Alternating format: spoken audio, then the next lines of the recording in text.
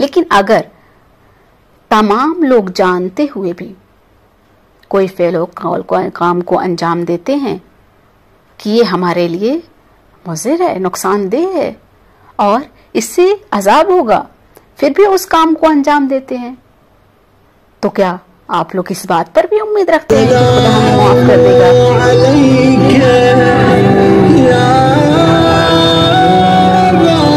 اعوذ باللہ من الشیطان الرجیم، بسم اللہ الرحمن الرحیم، رب اشرح لی صدری ویسر لی امری واحلل عقدۃ من لسانی یفقہوا قولی۔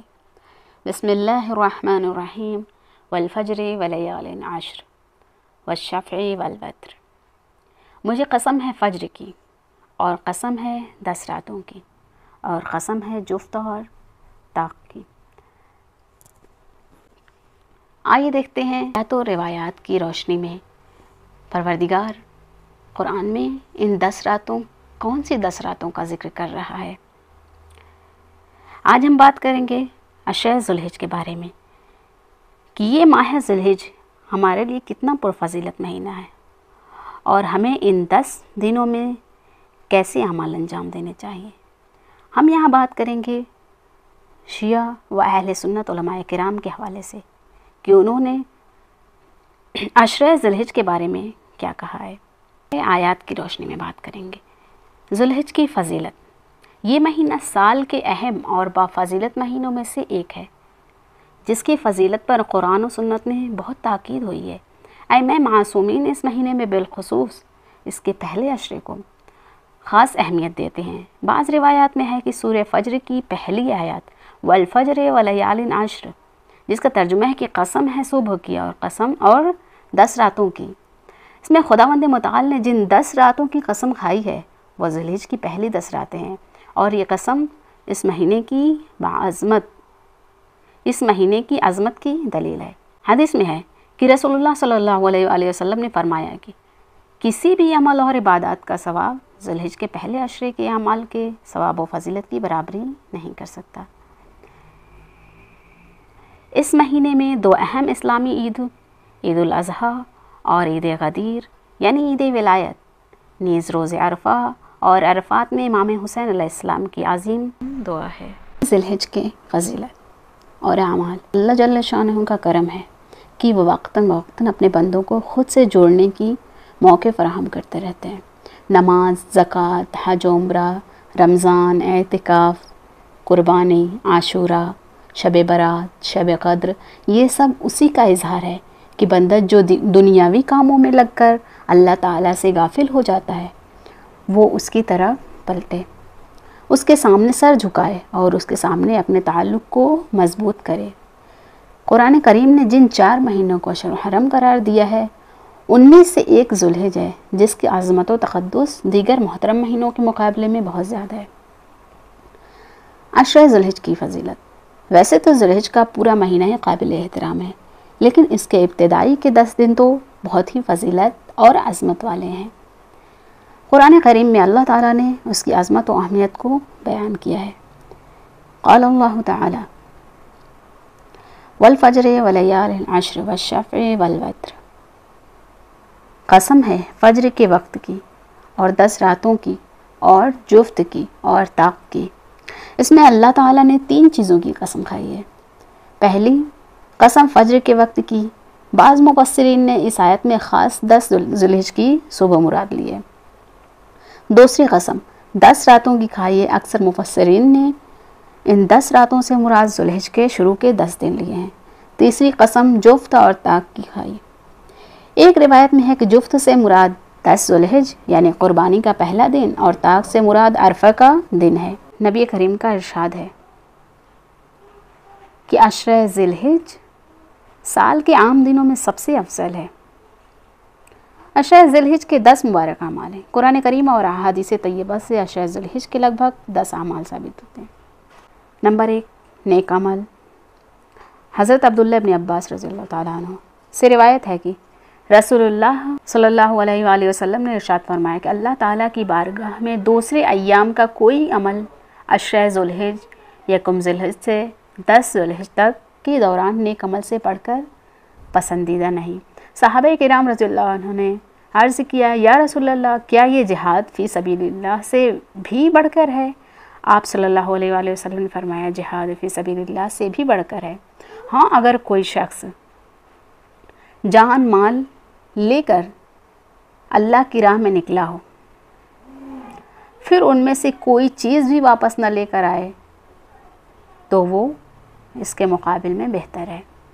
فائدہ، اس حدیث سے معلوم ہوا کہ ان 10 دنوں میں کوئی سا بھی نیک عمل کیا جائے اس کا اجر و ثواب بڑھ جاتا ہے۔ نماز، روزہ، تسبیح، استغفار، صدقہ و خیرات، غرض کی کوئی بھی عمل ان دنوں انجام دیا جائے گا اس کے اجر میں اضافہ ہوگا۔ دوسرے نمبر پہ ذکر اللہ کی کثرت۔ ارشاد نبوی صلی اللہ علیہ وآلہ وسلم میں اللہ تعالیٰ کے نزدیک عشرہ ذی الحجہ سے زیادہ فضیلت والے کوئی دن نہیں، اور نہ ان دنوں کے عمل سے اور کسی دن کا عمل زیادہ محبوب ہے، لہٰذا تم ان دنوں میں تسبیح یعنی سبحان اللہ و تحلیل یعنی لا الہ الا اللہ و تکبیر یعنی اللہ اکبر الحمدللہ کثرت سے کہا کرو۔ تیسرے، نفلی روزے یعنی مستحب روزے۔ ارشاد نبوی صلی اللہ علیہ وآلہ وسلم ہے کوئی دن ایسا نہیں ہے جس میں عبادت اللہ تعالیٰ کے نزدیک عشرہ ذی الحجہ سے زیادہ پسندیدہ ہو، کیونکہ عشرہ ذی الحجہ میں سے ہر دن کا روزہ 1 سال کے روزوں کے برابر ہے۔ چوتھے نمبر پہ رات کا قیام۔ ارشاد نبوی صلی اللہ علیہ وآلہ وسلم ہے کہ عشرہ ذی الحجہ کی ہر رات کی عبادت شب قدر کی عبادت کے برابر ہے۔ حضرت سعید بن جبیر رحمۃ اللہ علیہ ذی الحجہ کے پہلے عشرے میں عبادت میں ایسی محنت کرتے تھے کہ عام دنوں میں وہ ممکن نہیں، اور کہتے تھے اس عشرے کی راتوں میں چراغوں کو گل نہ کرو۔ پانچویں نمبر پر عرفہ کا روزہ۔ نبی کریم نے فرمایا ہے مجھے اللہ تعالیٰ سے امید ہے کہ عرفہ کے دن کا روزہ رکھنے سے 1 سال پہلے اور 1 سال بعد کے گناہ معاف فرما دیے جائیں گے۔ ذی الحجہ کی 9ویں تاریخ یعنی عرفہ کے دن روزہ رکھنا مستحب ہے، البتہ حاجی کو ضعف کا خدشہ ہو تو اس کے لیے عرفہ کا روزہ رکھنا مکروہ ہے۔ یوم عرفہ یعنی 9 ذی الحجہ کے دن اللہ رب العزت تمام دنوں سے زیادہ اپنے بندوں کو جہنم سے آزاد کرتے ہیں۔ بہترین دعا یوم عرفہ یعنی 9 ذی الحجہ کی دعا ہے بال اور ناخن نہ کاٹنا۔ ارشاد نبوی صلی اللہ علیہ وآلہ وسلم ہے کہ جو شخص ذی الحجہ کا چاند دیکھے اور اس کا قربانی کرنے کا بھی ارادہ ہو تو وہ اپنے بال اور ناخن نہ کاٹے۔ قربانی کرنے والے کے لیے مستحب ہے کہ ذی الحجہ کا چاند نظر آنے کے بعد قربانی کرنے تک نہ تو وہ اپنے ناخن کاٹے نہ سر کے بال موڑے، بلکہ بدن کے کسی بھی حصے کے بال نہ کاٹے۔ قربانی کرنے کے بعد ناخن تراشے اور بال کٹوائے۔ یاد رہے یہ عمل صرف مستحب ہے، لیکن آج کل لوگ اسے واجب سے زیادہ درجہ دیتے ہیں جس کی اصلاح ضروری ہے۔ پھر اگر زیر ناف اور بغل کے بالوں پر 40 روز کا عرصہ گزر چکا ہو تو ان بالوں کی صفائی کرنا واجب ہے۔ چاند نظر آنے کے بعد کسی نے ناخن اور بال وغیرہ کاٹ لیے تو اس پر کوئی گناہ نہیں ہے اور نہ قربانی پر کوئی اثر پڑے گا، کیونکہ مذکورہ حکم کی حیثیت سے یہ عمل مستحب ہے اور مستحب کرنے کا ثواب تو ہے لیکن اس کو نہ کرنے کا کوئی عذاب نہیں۔ نمبر 7 پہ ہے تکبیر و تشریق۔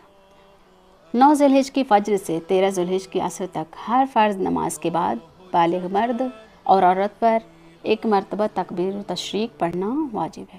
مرد تھوڑی اونچی آواز سے اور عورتیں آہستہ آواز سے پڑھیں گی۔ اگر سلام کے بعد متصل تکبیر کہنا بھول گیا تو اگر نماز کے منافی کوئی کام نہیں کیا ہے تو یاد آنے پر پڑھ لینا چاہیے، لیکن اگر نماز کے منافی کوئی کام کر لیا ہے تو اب تکبیر تشریق کا وقت سے نکل گیا ہے، اب اس پر استغفار کرنا ضروری ہے۔ نمبر 8 پہ ہے شب عید الاضحیٰ۔ ارشاد نبوی صلی اللہ علیہ وآلہ وسلم ہے کہ جس شخص نے دونوں عیدوں یعنی عید الفطر اور عید الاضحیٰ کی راتوں کو ثواب کا یقین رکھتے ہوئے تو اس کا دل اس دن نہ مرے گا جس دن لوگوں کے دل مردہ ہو جائیں گے۔ عید الاضحیٰ کی نماز۔ نمبر 9 پہ ہے عید الاضحیٰ کی نماز۔ عید کی نماز پڑھنے کا طریقہ یہ ہے کہ دل میں نیت کرے کہ میں 6 تکبیروں کے ساتھ عید کی 2 رکعت واجب نماز پڑھتا ہوں۔ نیت کے مذکورہ الفاظ زبان سے کہنا ضروری نہیں، دل میں ارادہ کر لینا بھی کافی ہے۔ نمبر 10 ہے قربانی۔ ارشاد نبی صلی اللہ علیہ وآلہ وسلم ہے 10 ذی الحجہ کے دن جانور کا خون بہانے سے بڑھ کر اللہ تعالیٰ کے ہاں بندے کا کوئی عمل بہتر نہیں۔ یہ قربانی کے جانور قیامت کے دن اپنے سینگوں، کھروں اور بالوں سمیت آئیں گے۔ خون کے زمین پر گرنے سے پہلے اللہ کے ہاں اس کا ایک مقام ہوتا ہے، لہٰذا تم یہ قربانی خوش دلی سے دیا کرو۔ خلاصہ کلام کیا ہے؟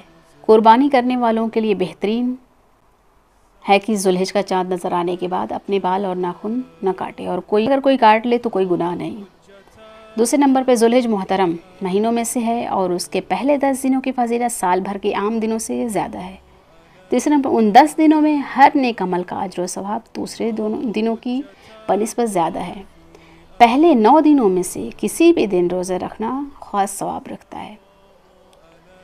عرفہ یعنی 9 ذوالحج کے روزے کی فضیلت زیادہ ہے کہ 2 سالوں کے گناہ معاف ہو جاتے ہیں۔ عرفہ کے دن دعا بہترین دعا ہے۔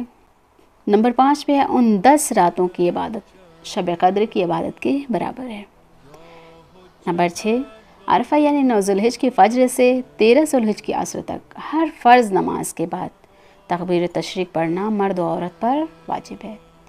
نمبر 7 پہ عید الاضحیٰ کے دن نماز عید واجب ہے۔ قربانی ان دنوں کا خاص اور محبوب ترین عمل ہے۔ فضائل ذوالحج ہے۔ ذوالحج کا مہینہ ان 4 مہینوں میں سے جن کو اللہ تعالیٰ نے اشہر حرم یعنی حرمت والے مہینے قرار دیا۔ سورۃ توبہ میں اللہ تعالیٰ کا ارشاد ہے، حقیقت یہ ہے کہ اللہ تعالیٰ کے نزدیک مہینوں کی تعداد 12 مہینے جو اللہ کی کتاب یعنی لوح محفوظ کے مطابق اس دن سے نافذ چلے آ رہے ہیں جس دن اللہ نے ان آسمانوں اور زمینوں کو پیدا کیا۔ ان 12 مہینوں میں سے 4 حرمت والے مہینے۔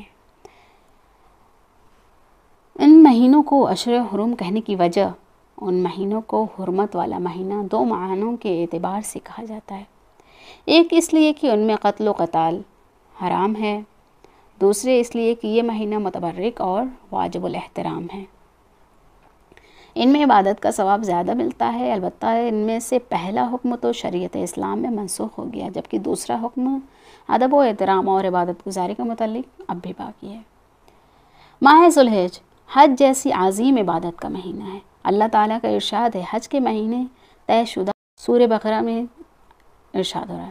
علماء کو اس پر اجماع ہے کہ اشہر حج 3 ہیں، جن میں سے پہلا شوال اور دوسرا ذیقعدہ اور تیسرا ذوالحج کے 10 دن ہیں۔ ماہ ذوالحج کے اس سے بڑھ کر اور کیا فضیلت ہوگی کہ وہ عبادتیں جو سال بھر کے دوسرے دنوں میں انجام نہیں دی جا سکتی ہیں، ان کی انجام دہی کے لیے اللہ تعالیٰ نے اسی زمانے کو منتخب فرمایا ہے۔ مثلاً حج ایک ایسی عبادت ہے جو ان ایام کے علاوہ دوسرے ایام میں انجام نہیں دی جا سکتی۔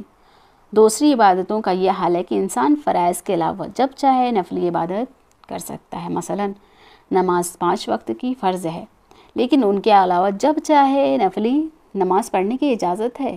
رمضان میں روزے فرض ہیں، لیکن نفلی روزے جب چاہے رکھیں۔ زکوٰۃ سال میں 1 مرتبہ فرض ہے، لیکن نفلی صدقے جب چاہے ادا کر سکتا ہے۔ ان سے ہٹ کر 2 عبادتیں ایسی ہیں کہ ان کے لیے اللہ تعالیٰ نے وقت مقرر فرما دیا ہے۔ ان اوقات کے علاوہ دوسرے اوقات میں اگر ان عبادتوں کو کیا جائے تو وہ عبادت ہی نہیں شمار ہوں گی۔ ان میں سے ایک عبادت حج ہے۔ حج کے ارکان مثلاً عرفات میں جا کر ٹھہرنا اور اس میں رات گزارنا، جمرات کی رمی کرنا وغیرہ، یہ وہ اعمال ہیں کہ اگر انہیں ایام میں انجام دیے جائیں تو بہتر ہے، تو عبادت ہے۔ اور ان کے علاوہ اگر دوسرے دنوں میں ان کو انجام دیا جائے، مثلا اگر کوئی شخص عرفات میں 10 دن ٹھہرے تو یہ کوئی عبادت نہیں۔ سال کے 12 مہینے مینا میں کھڑے رہنا بھی کوئی عبادت نہیں۔ اسی طرح سال کے دوسرے ایام میں کوئی شخص جا کر جمرات پر کنکریاں مارے تو یہ کوئی عبادت نہیں۔ تو حج جیسی اہم عبادت کے لیے اللہ تعالیٰ نے انہی ایام کو مقرر فرما دیا ہے کہ اگر بیت اللہ کا حج انہی ایام میں انجام دو گے تو عبادت ہوگی اور اس پر ثواب ملے گا۔ دوسری عبادت قربانی ہے۔ قربانی کے لیے اللہ تعالیٰ نے ذوالحج کے 3 دن یعنی 10، 11 اور 12 تاریخ مقرر فرما دیے ہیں۔ ان ایام کے علاوہ اگر کوئی شخص قربانی کی عبادت کرنا چاہے تو نہیں کر سکتا، البتہ اگر کوئی شخص صدقہ کرنا چاہے تو بکرا ذبح کر کے اس کا گوشت صدقہ کر سکتا ہے، لیکن یہ قربانی کی عبادت ان 3 دنوں کے سوا کسی اور دن میں انجام نہیں پا سکتی۔ لہٰذا اللہ تعالیٰ نے اس زمانے کو یہ امتیاز بخشا ہے کہ اسی وجہ سے علماء کرام نے لکھا ہے کہ رمضان المبارک کے بعد سب سے زیادہ فضیلت والے ایام عشرہ ذی الحجہ کے ایام ہیں۔ ان میں عبادتوں کا ثواب بڑھ جاتا ہے اور اللہ تعالیٰ ان ایام میں اپنی خصوصی رحمتیں نازل فرماتے ہیں۔ تکمیل دین کی بشارت کا مہینہ ہے یہ ذی الحجہ، وہ عظیم الشان مہینہ جس میں اللہ تعالیٰ نے قرآن کریم کی وہ آیت نازل فرمائی جس میں تکمیل دین کی نعمت کا اعلان کیا گیا ہے، جس میں اللہ تعالیٰ کا ارشاد ہے، آج میں نے تمہارے لیے تمہارا دین مکمل کر دیا، تم پر اپنی نعمتیں پوری کر دی اور تمہارے لیے اسلام کو دین کے طور پر ہمیشہ کے لیے پسند کیا ہے۔ ذی الحجہ کے پہلے عشرے کی فضیلت۔ ماہ ذی الحجہ کے پہلا عشرہ قرآن و حدیث کے مطابق سال کے تمام دنوں میں افضل ترین عشرہ ہے۔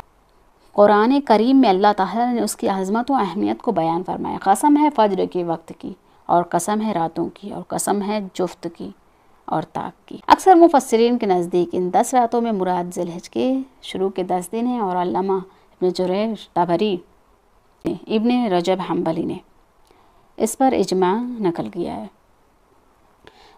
بعض احادیث سے بھی یہ ثابت ہوتا ہے کہ 10 راتوں سے مراد ذی الحجہ کی ابتدائی 10 راتیں ہیں۔ نبی کریم کا ارشاد ہے کہ 10 راتوں سے مراد ذی الحجہ کا پہلا عشرہ ہے، اور طاق سے مراد یوم عرفہ ہے، اور جفت سے مراد عید الاضحیٰ کا دن ہے۔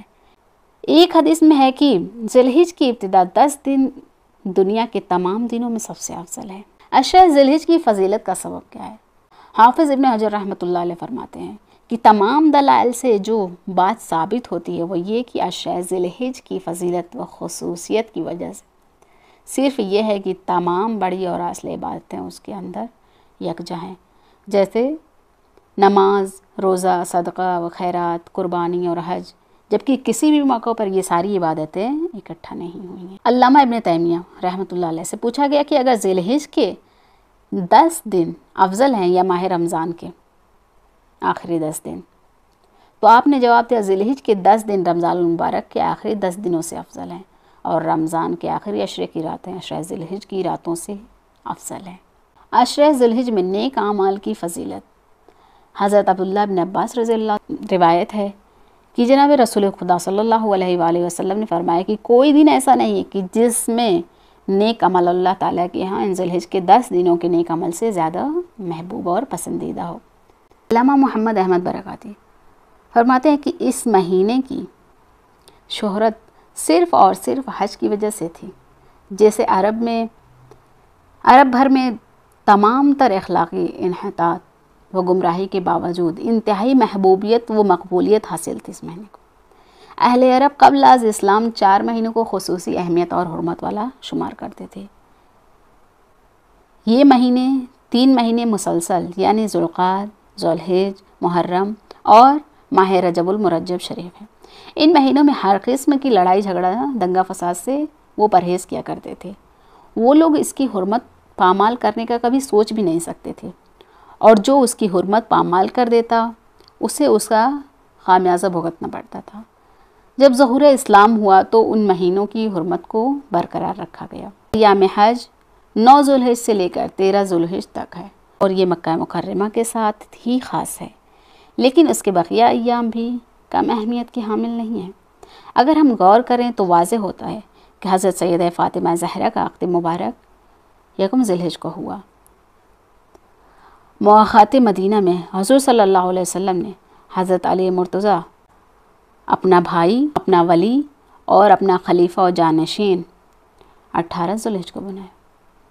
اسی طرح حضرت علی علیہ السلام جو کہ شیر خدا ہے، انہوں نے دوران نماز اپنی انگوٹھی ذوالحجہ کے مہینے میں خیرات فرمائی، اور اللہ تعالیٰ نے حضرت موسیٰ علیہ السلام کو 30 روزے کا حکم دیا تھا، جو کہ 1 ذی القعدہ شروع ہونے، پھر انہی عشرہ ذی الحجہ کے مزید 10 روز رکھنے کا حکم دیا۔ اسی مہینے میں حضرت داؤد علیہ السلام پر استغفار نازل ہوئی۔ اسی طرح تاریخ اسلام کے مختلف سالوں میں اس مقدس مہینے میں مختلف قسم کے مشہور واقعات اور معاملات ہوتے رہے۔ حضرت ام المومنین اللہ عنہ فرماتی ہیں کہ حضور صلی اللہ علیہ وآلہ وسلم نے زندگی بھر 4 چیزیں ترک نہیں فرمائیں: عاشورہ محرم، 9 ذوالحج اور ایام الویس کے روزے اور فجر کی سنتیں۔ ماہ ذوالحج میں 8 تاریخ کو یوم الترویہ کہا جاتا ہے کہ اس دن حاجی اپنے جانوروں کو پلا کر کھلا کر مکمل طور پر سیراب کر لیا کرتے تھے اور 9 ذوالحج کو وقوف عرفہ کے لیے پہنچ جاتے تھے، اس لیے اس دن کا نام یوم عرفہ رکھا گیا ہے۔ 10 ذوالحج کو حجاج کرام منی میں جانور قربان کیا کرتے تھے، اس لیے اس دن کو یوم النحر کہا کرتے ہیں۔ اسی طرح 13 ذوالحج تک بقیہ ایام کو ایام تشریق کہا جاتا تھا اور اسلام میں بھی ان ایام کی فضیلت کو برقرار رکھا گیا۔ ایام تشریق 9 ذوالحج کی فجر سے لے کر 13 ذوالحج کی عصر تک ہوتے ہیں، جن میں تکبیرات بلند آواز سے پڑھی جاتی ہیں، خصوصاً ہر نماز کے بعد۔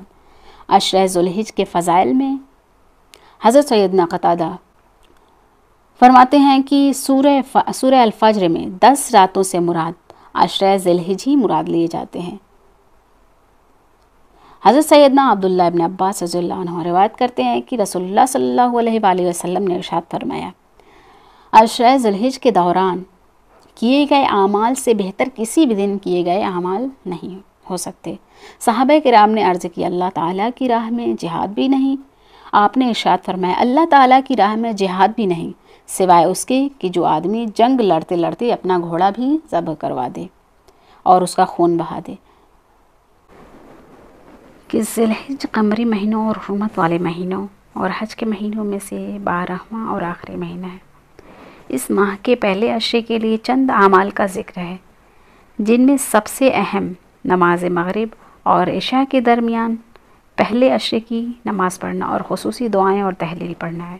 ذوالحج کا مہینہ عظیم ترین مہینوں میں سے ایک ہے، جس کا پہلا عشرہ بہت زیادہ فضیلتوں کا حامل ہے۔ اس مہینے کا پہلا عشرہ سال کے مشہور دنوں میں سے ایک ہے اور حج و زیارت کے خاص ایام ہے۔ محدث قمی نے مفاتیح الجنان میں اس مہینے کے اعمال، ذکر، دعائیں اور مستحب دعاؤں کو درج کیا ہے۔ اس ماہ کے پہلے عشرے میں حضرت فاطمہ زہرا سلام اللہ علیہا کی شادی کی بہت اہم واقعات پیش آئے ہیں۔ یہ امیر المومنین امام علی علیہ السلام کے ساتھ پہلے ذوالحج کو پیش آیا اور امام محمد باقر علیہ السلام کی شہادت ذوالحج کی 7ویں تاریخ کو ہوئی۔ اس مہینے میں عید الاضحیٰ، عید غدیر، عید مباہلہ کا قصہ اور کئی اہم دینی و مذہبی تقریبات منعقد ہوئی ہیں۔ پھر کہہ رہے ہیں کہ پہلے 9 دنوں میں روزہ رکھنا بہت ثواب والا ہے اور اس کا ثواب عمر بھر کے روزوں کے ثواب کے برابر ہے۔ بعض احادیث میں آیا ہے کہ قرآن نے جن 10 راتوں کی قسم سورہ والفجر ولیال عشر میں کھائی ہے، وہ اسی مہینے کے پہلے عشرے کی راتیں ہیں۔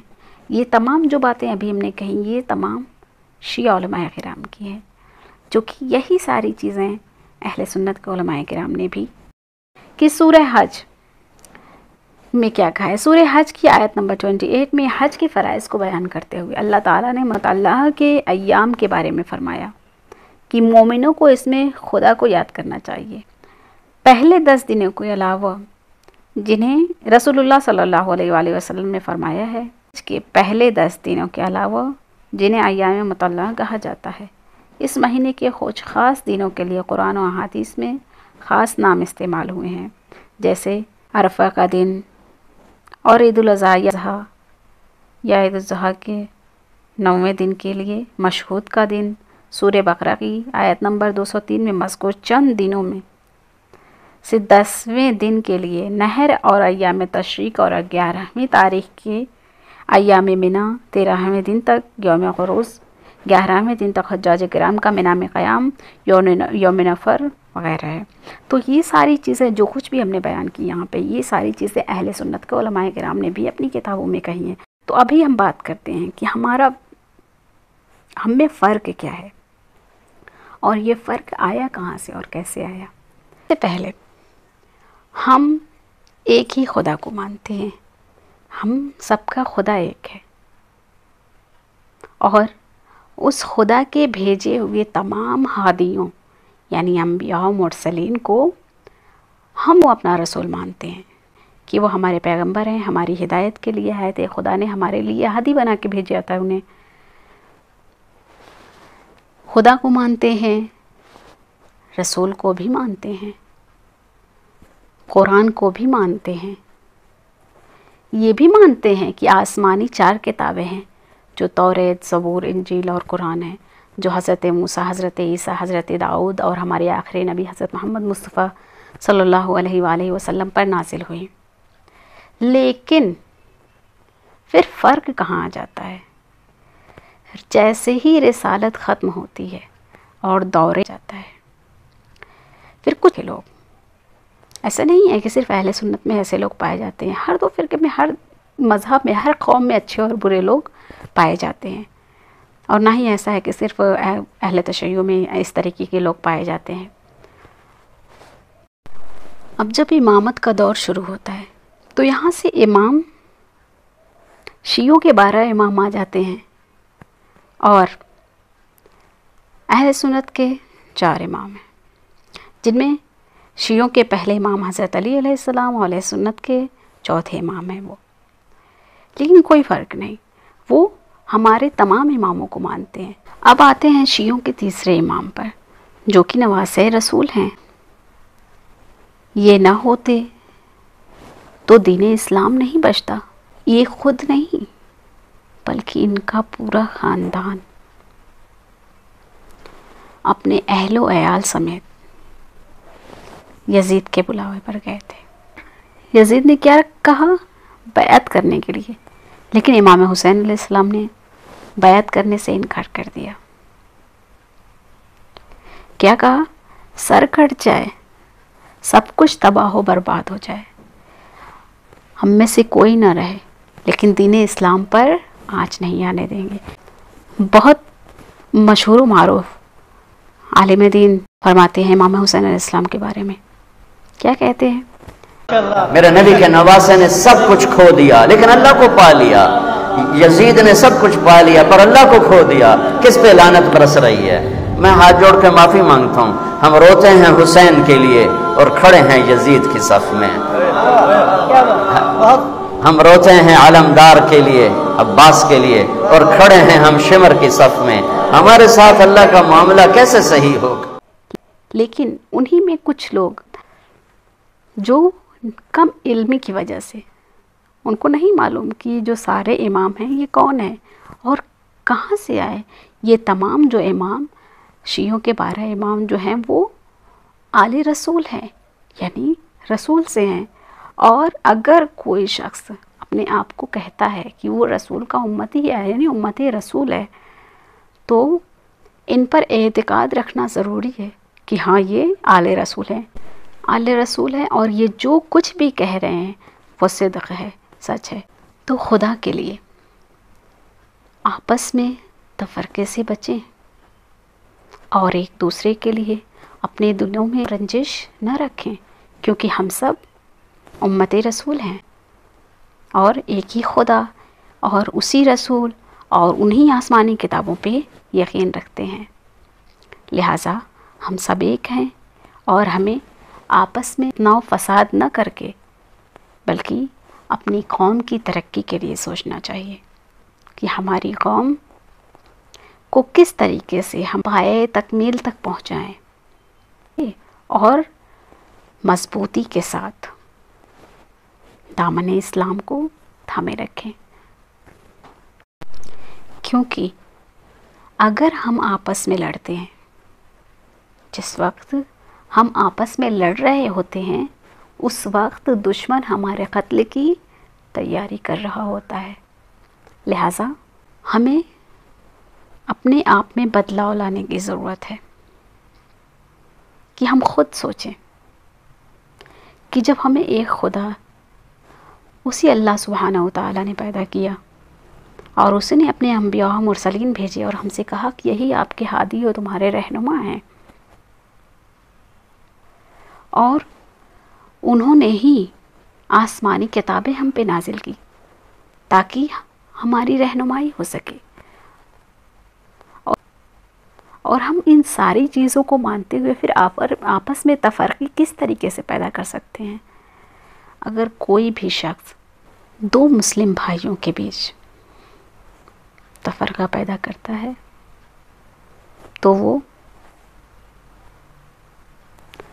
یا تو پھر جہالت اس کی عروج پر ہے یا پھر اس نے دین اسلام کو اب تک سمجھا ہی نہیں. لہٰذا اس کو یہ کہنے کا بالکل بھی حق نہیں ہے کہ وہ امت محمدی ہے. لہٰذا اس بات پہ غور و فکر کرنے کی ضرورت ہے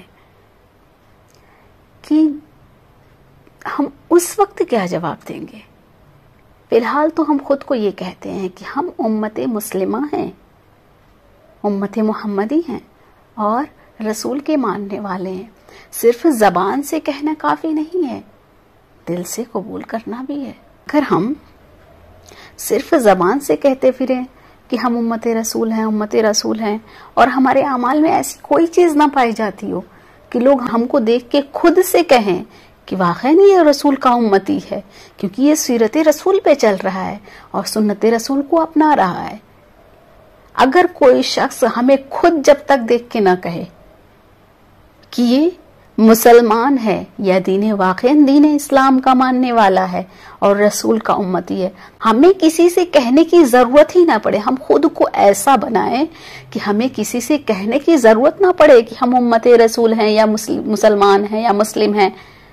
خود سامنے والا دیکھ کے یہ سمجھ جائے کہ یہ مسلم ہے اور امت رسول ہے. اس وقت سے ڈریے جب بارگاہ رب العزت میں ہم سب کو سونپا جائے گا اور اس دن تمام انبیاء و مرسلین کو ان کی امتوں کے ساتھ بلایا جائے گا. تو اس وقت سے ڈریے جب تمام امت مسلمہ اور رسول خدا سب کے سامنے شرمندہ ہوں گے کہ ہم خود کو صرف امت رسول کہتے تھے، لیکن ان کی کسی بھی کہی ہوئی بات یا کسی بھی دین اسلام کے کسی بھی احکام کو ہم نہیں مانتے تھے. سب سے پہلی چیز رسول نے کیا بتائی ہے کہ خود اپنے مسلم بھائی کے لیے سب سے پہلے تم کے لیے سوچو. کیا رسول نے، خدا نے اور تمام انبیاء و مرسلین ہمارے لیے نہیں آئے؟ پروردگار عالم نے ان تمام نبیوں کو ہماری ہدایت کے لیے نہیں بھیجا؟ ان آسمانی کتابوں کا ہمارے لیے نزول نہیں ہوا تاکہ ہم اس سے عبرت حاصل کریں کہ آپ باقی قوموں کے ساتھ یا جو گزر گئے ہیں ان کے ساتھ کس طریقے کے حادثے و سانحے پیش آئے تھے کہ انہوں نے خدائے وحدہ لا شریک کا انکار کیا تھا. تو ابھی ہم آخر کس بات کا انتظار کر رہے ہیں؟ کیا موت کا انتظار کر رہے ہیں یا اس وقت کا انتظار کر رہے ہیں جب بارگاہ رب العزت میں ہم سب کو پیش کیا جائے گا اور اس وقت ہمارے ہاتھ شرمندگی کے سوا کچھ بھی نہیں آئے گا؟ اس وقت ہمارے ہاتھ شرمندگی کے سوا کچھ بھی نہیں آئے گا، کیونکہ ساری زندگی ہم اس بات کا دعویٰ کرتے ہیں کہ ہم امت رسول ہیں، رسول کے ماننے والے، خدائے وحدہ لا شریک کو ماننے والے ہیں، اس کے رسول کا کلمہ پڑھتے ہیں، لیکن ہم ان کی باتوں پہ، ان کی حدیثوں پہ، ان کی کہی ہوئی قول و فعل پہ عمل نہیں کرتے ہیں اور نہ ہی کرنے والے تھے. ایسی صورت میں ہمارے ساتھ کیا سلوک ہوگا؟ کیا سوچا ہے آپ نے کہ اس وقت ہمارے رسول پہ، جن کو ہم کہتے ہیں کہ ہم ان کے امتی ہیں، جو خدا کی طرف سے ہمارے لیے ہادی اور رہنما بن کر آئے تھے، ان پہ اس وقت کیا گزرے گی کہ ہمارے امتی ایسے ہیں کہ جو دنیا میں اس طریقے کے کارنامے سر انجام دے کر آئے ہیں؟ پہلے ہی پروردگار عالم نے یہ بات واضح کر دی ہے کہ یہ دنیا ہمیشگی نہیں ہے، یعنی ہمیشہ یہاں پہ کسی کو نہیں رہنا، اور نہ ہی یہ دنیا باقی رہنے والی ہے. اس دنیا کی تمام چیز، چرند و پرند و آسمان زمین، ہر چیز یہ ایک دن، حتیٰ کہ انسان، تمام مخلوق جو کچھ بھی پروردگار عالم نے خلق کیا ہے، سب فنا ہو جائے گی. باقی رہ جائے گی تو صرف وہ ذات پروردگار. ہم یہ ساری چیزیں جاننے کے باوجود بھی ان کی کہی ہوئی باتوں اور ان کے قول و فعل پر عمل نہیں کرتے ہیں. اگر مان لیا اگر کسی شخص کو کسی چیز کا علم نہیں ہوتا ہے کہ وہ فلاں شخص اس چیز کے بارے میں نہیں جانتا تھا اور اس سے کوئی گناہ سرزد ہو جاتا ہے تو اس کی تو معافی ہے کہ وہ اس کام سے ناآشنا تھا، اس کو معلوم نہیں تھا اس فعل کے بارے میں کہ یہ حلال ہے، حرام ہے، یا گناہ ہے، یا عذاب ثواب، یہ کس چیز میں شمار ہوتا ہے. لیکن اگر تمام لوگ جانتے ہوئے بھی کوئی فعل و کام کو انجام دیتے ہیں کہ یہ ہمارے لیے مضر ہے، نقصان دہ ہے اور اس سے عذاب ہوگا، پھر بھی اس کام کو انجام دیتے ہیں، تو کیا آپ لوگ اس بات پر بھی امید رکھتے ہیں کہ خدا ہمیں معاف کر دے گا؟ بالکل نہیں. لہذا ہمیں چاہیے کہ امت مسلمہ ہونے کے ساتھ ساتھ سیرت رسول کو بھی اپنائیں. تو آئیے ہم سب مل کر دعا کرتے ہیں تمام عالم اسلام کے لیے اور امت مسلمہ کے لیے کہ اللہ سبحانہ و تعالی ہم سب کی حفاظت کرے اور اپنے حفظ و ایمان میں رکھے. ہمیں چاہیے کہ روحانی آمادگی کے ساتھ اس عشرہ ذوالحج میں داخل ہوں اور ان تمام 10 دنوں کو غنیمت سمجھیں اپنے لیے اور مادی برائیوں سے خود کو دور رکھیں اور ان تمام دنوں میں بہترین عمل دعا ہے. دعا کے معنی پر توجہ کریں اور خدا سے باتیں کریں، خدا سے اپنی اور مومنین کی حاجت طلب کریں اور اپنے دلوں کو مقام امیر المومنین علیہ السلام سے آشنا کریں، امام زمانہ کی طرف توجہ کریں، اپنی خلقت کی نشانیوں اور انسان کی تقدیر پر غور کریں، اپنے ملک اور امت مسلمہ کے لیے دعا کریں اور خدا سے مغفرت طلب کریں. صلی اللہ علی محمد و آل محمد.